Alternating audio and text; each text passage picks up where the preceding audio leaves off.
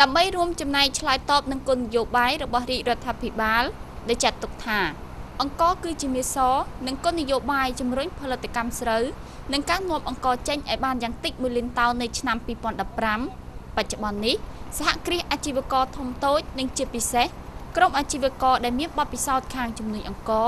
បានចងក្រងជាសហគមន៍ក្នុងន័យប្រមូលទិញអង្គឲ្យបានច្រើនតោនសម្រាប់ធ្វើការនាំចេញតាមការឲ្យដឹងពីលោកអុកញ៉ាលឹមប៊ុនហេងប្រធានសមាគមនាំចេញអង្គកម្ពុជា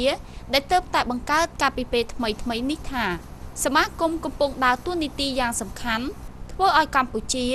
មានកម្លាំងប្រកួតប្រជែងជាមួយប្រទេសជិតខាងជាពិសេសសហគមន៍នឹងឆ្លើយតបរកការបញ្ជាទិញជាលក្ខណៈទ្រង់ទ្រាយធំពីឈ្មួញក្រៅប្រទេសសមាគមនេះទើបតែចាប់ដើមសម្ពោធប្រកាសឲ្យប្រើជាផ្លូវការនៅថ្ងៃទី2ខែ2យើង2012នឹងនេះទេហើយប៉ុន្តែគ្រាន់ថាយើងអ្នកសមាជិកដែលចូលជាសមាគមនឹងសុទ្ធតែមនុស្សដែលអ្នកហោស៊ីងកឬម៉ាស៊ីនស្រូវអញ្ចឹងជាចំណោទមួយដែលយើងធ្វើនេះគឺដើម្បីជួយដល់ការនាំចេញរបស់រដ្ឋាភិបាលគោលនយោបាយរបស់រដ្ឋាភិបាលដែល1លានតោននៅ2015យើងខំប្រឹងប្រែងហើយនឹងទៅទាំងអស់គ្នាបាទរយៈពេលកន្លងមកអ្វីបើកម្ពុជាមានលទ្ធភាពអាចផ្គត់ផ្គង់តម្រូវការអង្គនៅក្នុងស្រុកបានគ្រប់គ្រាន់និងអាចសរស្រូវសម្រាប់ធ្វើការនាំចេញរាប់ម៉ឺនតោនដែលឡែកនៅកម្ពុជា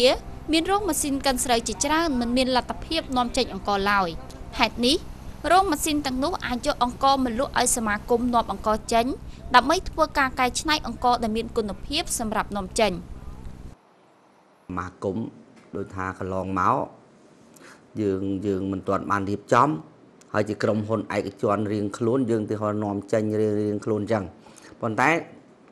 យើងដំណាក់កាលកន្លងហើយទីហោថាមានគេមកកំងច្រើនឧទាហរណ៍ថាកំង100,000ឬ200,000តោនអីទាំងគេទាំងខ្ញុំមិនហ៊ានទទួលទេព្រោះវាបាក់បានធំហួសសមត្ថភាពកាលណាយើងរៀបចំជាសមាគមនេះបានហើយថ្ងៃណាយើងមានឱកាសថាគេមកតាក់ទងចង់បានច្រើនយើងអញ្ជើញសមាជិកយើងដែលអ្នកនាំចេញទាំងអស់ហ្នឹងធំហ្នឹងអញ្ជើញលោកមកប្រជុំភាសាថាឥឡូវឈ្មោះកលោកទទួលម៉ានឈ្មោះខលោកទទួលម៉ានសម្រាប់ហើយរបស់គេ100,000តោនឬ200,000តោនអញ្ចឹងចែកគ្នាធ្វើយើងអាចទទួលធំបានអញ្ចឹងយើងគិតថាសរុបមិនទាន់ជាផ្លូវការទេក៏ប៉ុន្តែគាត់ទូលេខដែលគេតាក់ទងមកចង់ភ្ជាប់ជាមួយយើងនឹងចូលផែនលំបាក់100នាក់100ក្រុមហ៊ុន100ឈ្មោះបាទតាមការឲ្យដឹងពីក្រសួងពាណិជ្ជកម្មបច្ចុប្បន្នកម្ពុជាធ្វើការនាំអង្គចេញជាលក្ខណៈដាច់ដោយឡែកពីគ្នា